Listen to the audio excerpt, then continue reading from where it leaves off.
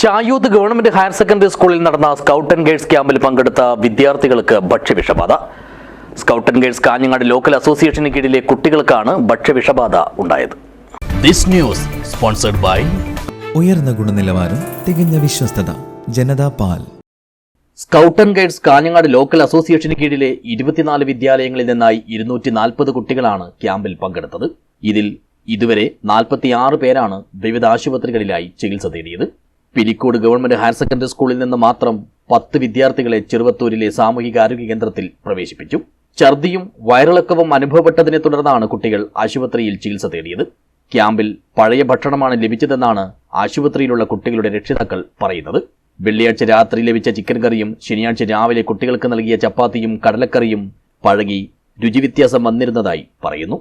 Camp വെള്ളിയാഴ്ച ഇവർ പോയി രാവിലെ, ശനിയും കഴിഞ്ഞ് ഞായറാഴ്ച രാവിലെ 9 മണിയാകുമ്പോഴേക്ക് തിരിച്ചു വന്നു. വന്നപ്പം തൊട്ട് വയറ്റിന്ന് പോകുന്നുണ്ടായിരുന്നു. പിന്നെ ഇന്നേക്കാന്ന് വയറുവേദന, നല്ലോണം ഛർദി. തലേദിവസത്തെ ഒരു ചിക്കൻ കറി കഴിച്ചിട്ടുണ്ടായിരുന്നു. അപ്പോൾ അതിൽ കുറച്ചൊരു ഇങ്ങനെ ഒരു വെള്ളം പോലെ ഒരു ചിക്കൻ ഒരു കളർ ഒരു വ്യത്യാസമാണ്. അപ്പം ചിക്കൻ കറി വെച്ച് കഴിഞ്ഞാൽ നമുക്കൊരു അതിൻ്റെ ഇതുണ്ടാവില്ല, അങ്ങനെയല്ല ഉണ്ടായി, ഒരു വെള്ളം പോലെ ഉണ്ടായെന്നാണ് പറഞ്ഞത്. ചിക്കൻ തിന്നുമ്പോൾ തന്നെ ഒരു ബുദ്ധിമുട്ടാണൊക്കെ തോന്നിയതായിരിക്കും. അത് കുറേ കുട്ടികൾ കുറച്ച് കഴിച്ചിന്, കുറച്ച് കഴിക്കാത്ത കുട്ടികൾ അങ്ങനെ ഉണ്ട്. ചിക്കൻ കൂട്ടാത്ത ഒരാൾക്ക് ഒരു പ്രശ്നമില്ല. ഇതിലാരും വന്നില്ല കാര്യം നമുക്ക് അറിയുന്നില്ല. ഒരു ഭക്ഷണത്തിൻ്റെ ചപ്പാത്തീൻ്റെ കുറച്ച് പ്രശ്നങ്ങൾ പറയുന്നുണ്ട്. ചപ്പാത്തി ഒരു പഴകിയ രൂപത്തിലുള്ള ചപ്പാത്തിയാണ് പറയുന്നുണ്ട്. പിന്നെ കൊടുത്തത് കുറേ കടലക്കറിയാണ് കൊടുത്തില്ല. കടലക്കറിയുടെ സ്മെല്ല് കുറേ എന്തോ ഒരു കെട്ട വാസന അതൊക്കെ സ്മെല്ലാണ് ഉണ്ടായെന്നാണ് പറഞ്ഞത്. വെള്ളിയാഴ്ച രാവിലെ മുതൽ ഞായറാഴ്ച രാവിലെ വരെയായിരുന്നു ക്യാമ്പ്.